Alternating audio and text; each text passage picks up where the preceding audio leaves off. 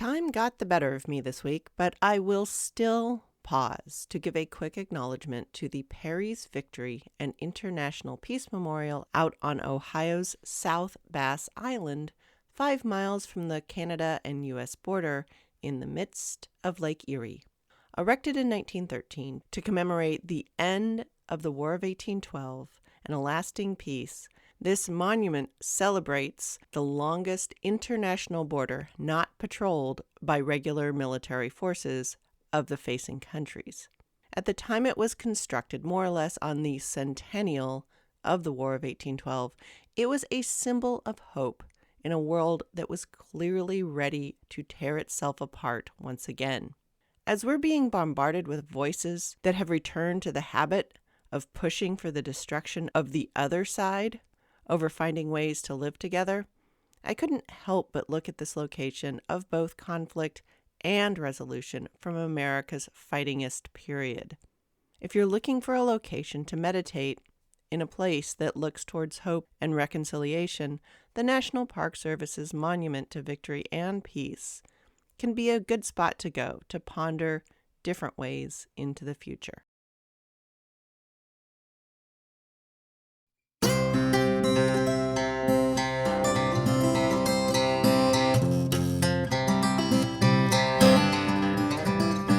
Episode 105.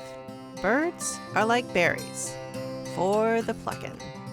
Hello, and welcome to the History of American Food. This week, I'll be looking at how American birds used to be like fish or berries, available to anyone who could take them. Keeping birds was work, and during these days when America was on the move or running around fighting, a henhouse or a turkey yard wasn't that practical. This period was when America loved to eat its wild birds. So pull up to your place at the table and let's dig in. The first thing you need to know is that America used to mostly eat wild bird flesh. None of this fenced-in, namby-pamby, domesticated, pampered birdies. They were tough, outdoorsy birds, and yeah, they had to be simmered in liquid or basted with fat to not come out all dry and stringy, but that's how we liked it, with rich egg yolk and parsley sauces. Yeah. We are now a land of domestic poultry and fowl. If a bird has been flying around out in the world eating who knows what, we are generally leery of the thing. Is it diseased? Has it been eating lead paint? Does it nest in a nuclear cooling tower? If we don't know that the bird has a corporate home address, we get a little worried. And with the way we've concentrated some pretty bad things in our industrial age, I guess that's not crazy. But on the other hand, if you cook your outdoor birds like they might be diseased, as early Americans definitely did, then everything will be fine. The whole modern trend of medium rare quail is some snooty French insanity after all. Last week I talked about how one of the reasons Americans don't see rabbit as viable food is that keeping rabbits was simply not done in early America. Well, at the same time most Americans weren't keeping rabbits, they also weren't keeping poultry or birds of any sort. I mean, yes, someone in the neighborhood might be keeping an egg flock, but most people, with all the other things that they were expected to do, keeping chickens wasn't yet on the list. Because as with the rabbit thing, why go to all the trouble to keep them at home if you could just go out and get them, shoot them or net them? And if it was a passenger pigeon year, just go scoop them up in a sack. It's hard to explain to the modern urban person, and honestly really any modern American person, just how many birds there used to be around. Even in my half-century of life, I can tell the number of birdies is less. Someday we need to talk about the disappearance of windshield bugs and what that's doing to the birdies. But anyway, during different times of year, it was common to see absolute clouds of birds, and some would fly around in these mesmerizing flocks, spinning and twisting and spreading through the sky, kind of like those mesmerizing screensavers. And if it wasn't one of those twisting, spinning waves of birds, it would be a traveling flock that could fill up the sky with birds as they passed by. And by the way, if you live somewhere with a big crow population, and they're growing in suburban areas all over the country these days, you can see an echo of this as they fly home to roost for the night. This used to be a thing that would happen with all sorts of birds, not just the ones making a mess of trash day. The reason this matters is that the sheer abundance of birds meant that keeping birds at home seemed pretty optional if they were just out there for the plucking. And so, in these years of war and adventure, when people were running off to fight here, there, and everywhere, and when they were moving to new homes through the Cumberland Gap and spreading out past the north end of the Hudson River and laying claim to new homes in the Kentucky and the Tennessee and the wide flat fields of Ohio, carrying along chickens and building them yards took definite second place to building things like chimneys and starting a wheat crop and a corn crop. And if you were bringing birds to an army camp or fort to sell, the profit margins were going to be much higher if you just went out and got the birds today rather than raised them at home. So in these years of war and adventure, it was wild birds over yard birds for most people most of the time. And to explain just how many dang birds there were, it's time to bring up the passenger pigeon. Just as some early colonists brought over turkeys with a long travelogue behind them in hopes of having a more dependable food source, a few colonists brought over tame food pigeons. Unlike the turkeys, which had taken a wide circle route from South America to Europe and then back to North America, these tame food pigeons were descendants of the North African rock dove. Now, these cliff dwellers were perfect for moving into dovecotes on farms and into lofts and constructed rookeries and towers and castle yards in fortresses and walled towns because they do not like trees. They dig a nice rocky perch, so stone towers and concrete jungles are their bag. Humans have been using the rock dove, rechristened the pigeon, as long or possibly longer than they have been keeping chickens, and definitely in Europe. We had to get the farmyard chicken from Asia, and it didn't get to Europe until about 100 BCE. Pigeons, on the other hand, have been kept on and off as a domestic or commercial meat source around the Mediterranean and soon beyond that since around 8000 BCE.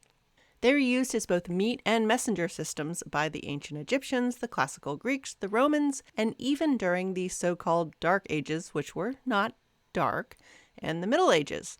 Sure, not a lot of writing was going on, but these people knew how to work and live with animals. When the colonists and then the early Americans arrived in North America, keeping pigeons seemed, well, downright goofy. Well into the 18th century, the passenger pigeons numbered up into the 4 billions of birds, or possibly over a third of all the birds in the entire continent of North America. When it was a pigeon year, these enormous flocks only survived by being rather peripatetic and not visiting a place except every 10 years or so, which meant when your town was having a pigeon year, it could actually be a bit of a pigeon plague. The hundreds of thousands or even millions of birds in a single flock would break trees and collapse structures under their weight. The pigeon poop they left behind was epic. It rained down in white flakes as they flew over and could be measured by the foot after they abandoned a nesting spot. They would eat every bug and nut and bit of vegetation they could get their beaks on, so taking out people's food crops. And they were nearly as bad as a plague of locusts. In fact, they were the one thing that were a match for the massive swarm of grasshoppers that were going to start periodically attacking the soon-to-be future prairie farmers. A flock of passenger pigeons on the move could fill the sky like a river, blocking out the sun horizon to horizon for the entire run of daylight. Though these plagues of pigeons had one advantage over a storm of grasshoppers, and that is, the pigeons were tasty. But needless to say, if pigeons literally dropped out of the sky, bothering to raise them domestically was also rather silly, even sillier than raising rabbits. So just as with the deer and the cod, these pigeons seemed innumerable and endless, and so they were hunted with abandon. But as long as the pigeons had plenty of places to go without lots of people, they were pretty resilient to the invasion of people with guns. So through our age of adventure and war, passenger pigeons were still darkening skies, and nesting sites where the succulent squabs, that is, baby pigeons, were to be found were still oceans of birds, their cooing and trilling so loud it was almost deafening.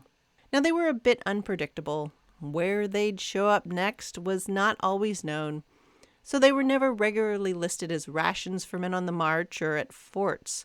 But when they did show up, they would be definitely sold by local merchants, as well as shot or even snatched out of the air.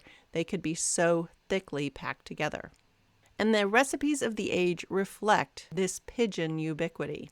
If you look at older English cookery books, there are recipes for swans and cranes and herons, these large wild birds.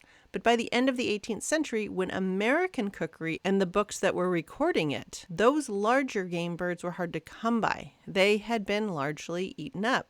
Instead, the new American cookbooks reflected what was common, and what was common was pigeon. Well, the Oxford Encyclopedia of Food and Drink, which failed me on the bunny front, does manage to barely mention the pigeon. I'm starting to wonder about the recency bias in their selections. In the age we're covering, there are plenty of people who would write that they had become heartily sick of pigeon. There was roasted stuffed pigeon, pigeon on skewers, pigeon baked in pies, ragouts of pigeon, and fricassees of pigeon. And when too many pigeons came at one time, they could be smoked and pickled and potted for later use in the year.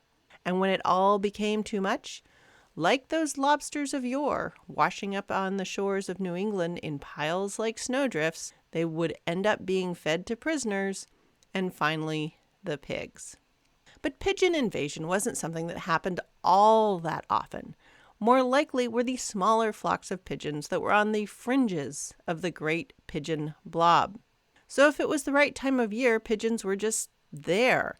And since these weren't city pigeons, after all, there weren't really cities as we know them now, any pigeon was a good pigeon for dinner.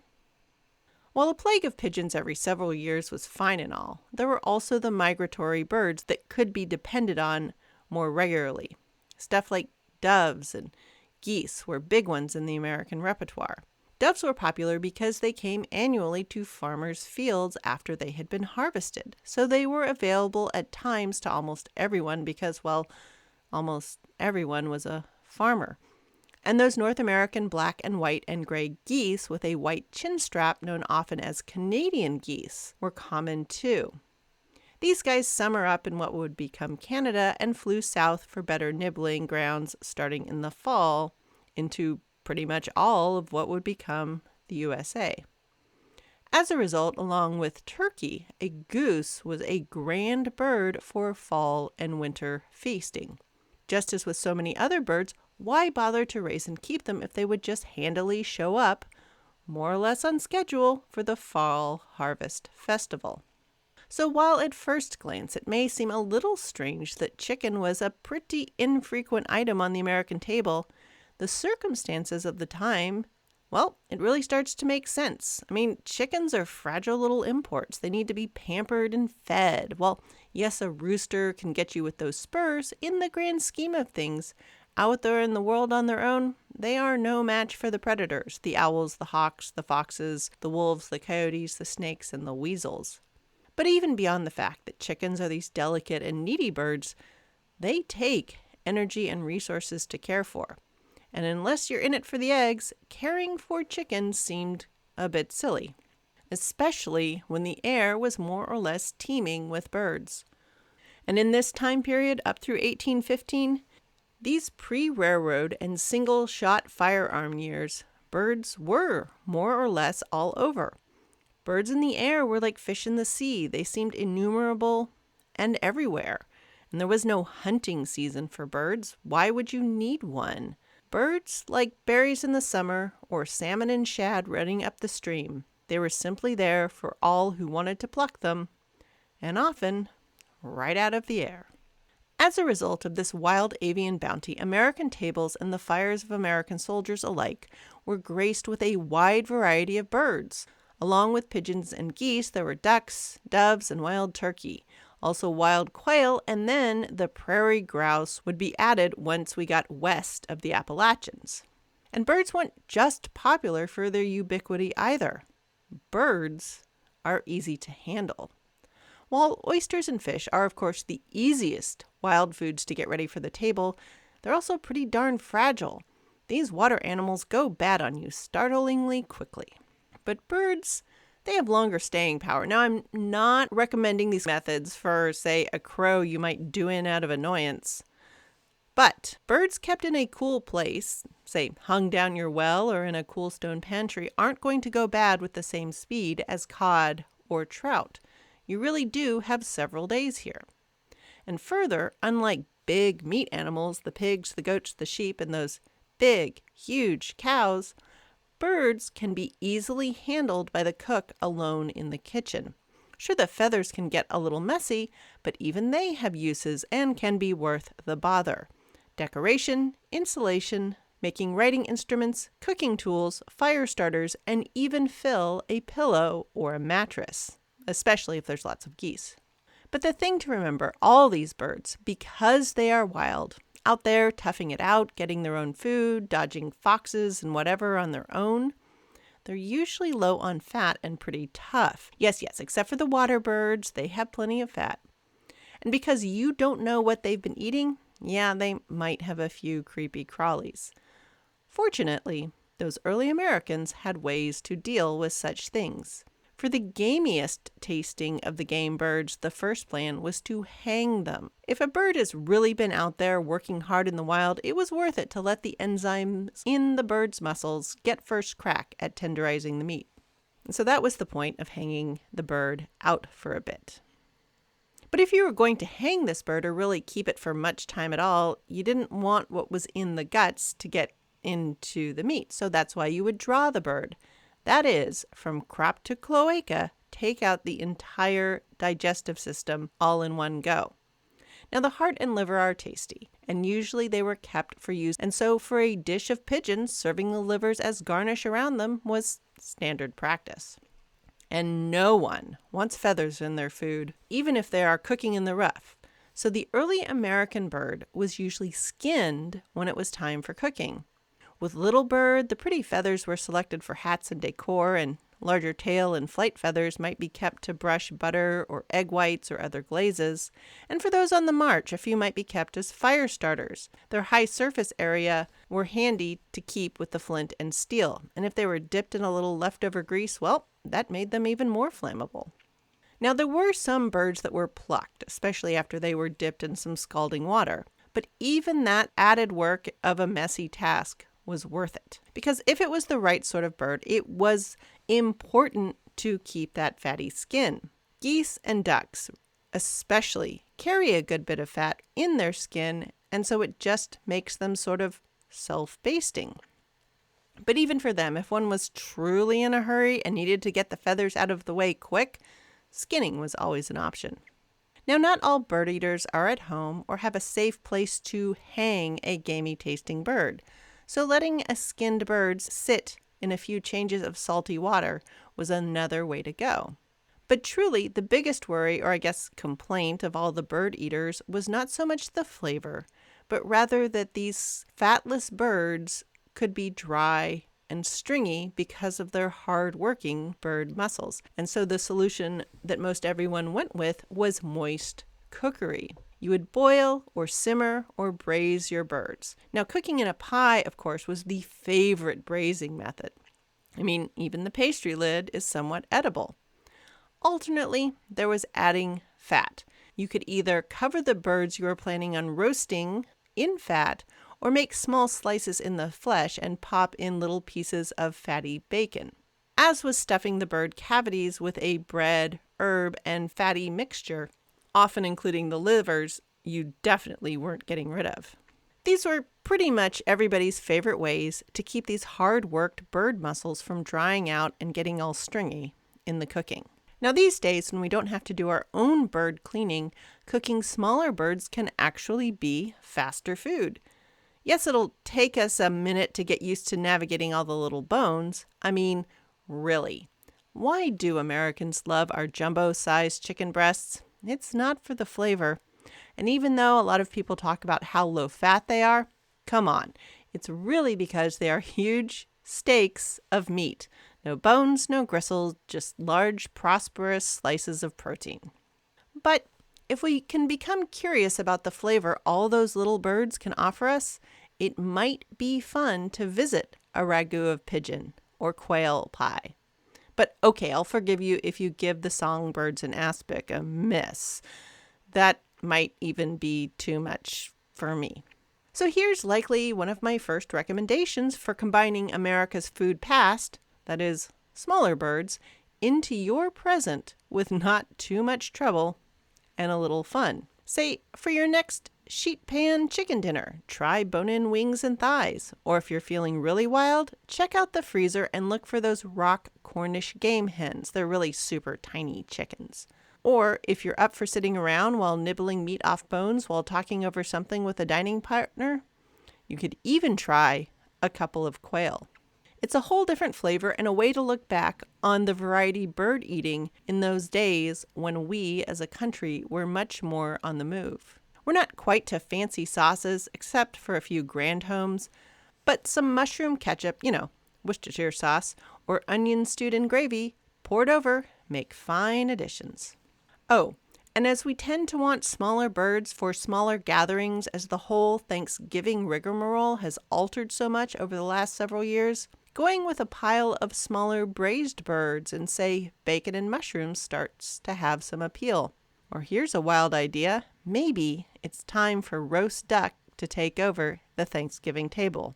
Besides being smaller, because they come with that nice fatty skin, they're practically or entirely self-basting and take nowhere as long to cook, and the chance you might dry it out, well, pretty much goes away. And I promise you, duck's dark meat pairs beautifully with the stuffing, with the cranberries, and even with the sweet potatoes if you're so inclined. I mean, turkeys are cool looking and all, and they make plenty of noise, but it's time to remember this is a country of many birds, and Americans used to eat an awful lot of them. Now, next season, as we really start to get into the 19th century, we'll start to look at how we went maybe a little too far with the whole bird thing. It wasn't just the deer that were running out. But next week, it'll be a chance to look at what happened to the vegetable life of America as we stopped being homebodies so much. How did our eating and use of vegetables change? And as we start to move around a bit more, there's going to be a realization of regional cookery. People are going to start to notice we don't cook all one way. Thanks for listening. Any email, questions, or quibbles will continue to reach me at thehistoryofamericanfood@gmail.com. Downloading the episodes helps me know you are out there, or even better than that, are your reviews. That way, you let people know you're listening to and enjoying the show, or that you at least find it interesting. If you're looking for some lighter fare that occasionally goes a bit off the rails, I'm also doing a deep dive into the 19th century with a co-host, Jamie Lewis of Plague of Strength. Alas, this show is not E for everyone, and so might not be good for that work trip with your boss. But Prize Fighters, Circus Freaks, and Gangsters still covers food, but now with fashion, fighting, and fraud. Well, crime. Straight up crime. Lots and lots of crime. Music for this podcast is Fingerlympics by Dr. Turtle, and you'll find me on Threads and Insta as @THOAFood, but alas, I'm all X'd out. And all this information is available in the show description.